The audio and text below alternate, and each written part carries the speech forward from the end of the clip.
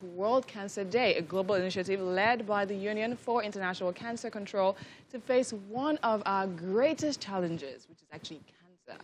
We're joined by Dr. Anthonia Shewummi, here to discuss the theme for this year, which is Close the Care Gap.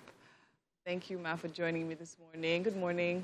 Good morning. How are you doing? Fine, thank you. Okay. It's a pleasure to have you here to talk about something that is actually very, very necessary. We need to have this conversation. The fact that tomorrow is actually World Cancer Day. So now, can you tell me a little bit about the theme? Okay. The theme for this year is Close the Care Gap, right? And the essence of it is that specifically for Nigeria, or let's say West Africa, we find out that for West Africa, we find out that there is a lot of gap. A lot of gap from awareness, accessibility to care. A lot of the patients, or a lot of the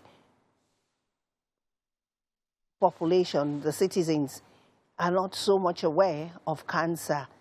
They have a lot of myths and misconceptions about, cancer. So it's important that they are aware, they're being educated, and that they know the steps to take to be treated and to have a good treatment outcome. So that's why we're here to talk about it. Wow, and it's very, very important because, in this part of the world, we don't necessarily, we have people that actually push this and talk about cancer, yeah, but we don't necessarily, the awareness, I won't say, is like out there, right? So what do you think we need to know, to do to actually have more people involved in this kind of conversation? I think first and foremost, this is the right step. Out here on telly, radios, jingles, and we now know that a lot of people have phones. So they can listen to radios, they can watch television, so we can reach out to the suburbs, to the villages, and for different languages or tribes, right? True. They can hear what is being said, and they can have accessibility, whether there is light, electricity, or not. So we need to increase their awareness. We need to ensure that, we train people in the health centers, in hospitals, have social workers, and have regular campaigns on awareness so that every nook and corner of Nigeria is being covered. And first and foremost, people have to understand what actually cancer is all about. Very true. So very true. The awareness is key. Yes, it's very key. So now let me go a little bit personal. When did you pick interest in this course for creating awareness? As soon as I entered into, because I'm an oncologist, right? I'm a consultant clinical and radiation oncologist, right? So that's been over 20 years ago. And since I got into that specialty, in Nigeria, I realized that I was just one of the pioneer female. And most of the time, you find out that we see a lot of people with cancer, even when you give them the diagnosis, they don't accept it, there's denial.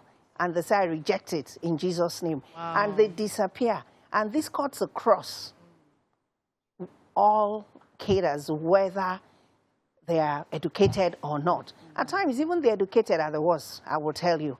Because, for the illiterate, when you try to explain, they're willing. But for the educated, most of the time, they go in, read a lot of things, and they think with their brain, and they feel that there are other alternative ways for treatment. And so you don't find them come back early. By the time they're back, they already have, it's an advanced stage. So that was actually why. That's, really nice. And thinking about the fact that, cancer is a really sensitive topic, right? And why would you say people don't accept it? Would you say it's because, the way they see it, or the way cancer has shown itself to be over the years, is because it's almost terminal? So So people don't accept the fact that, okay, they can actually live and treat this and maybe even get past this. I believe that the first thing is because they're not well educated on it. That's the first thing. And they look at it as if it's a disease of the Caucasian, that it doesn't really operate. And like I said earlier on, we have a lot of myths and conceptions, you know, and they say to you that, oh, people believe that it's an arrow, it's a spiritual thing. So most times they first go to the church or they go to their religious leaders to be prayed for and to get over it.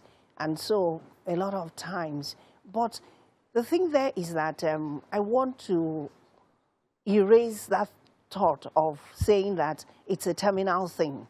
Yes. The way it is right now, there's been a lot of researches, a lot of, you know, on treatment, and it's not a terminal thing. People can live their normal lifespan once they present early. So they need to know what are the signs and symptoms, right, of cancer, and then when they present early, at the early stage, I mean, you almost get a cure.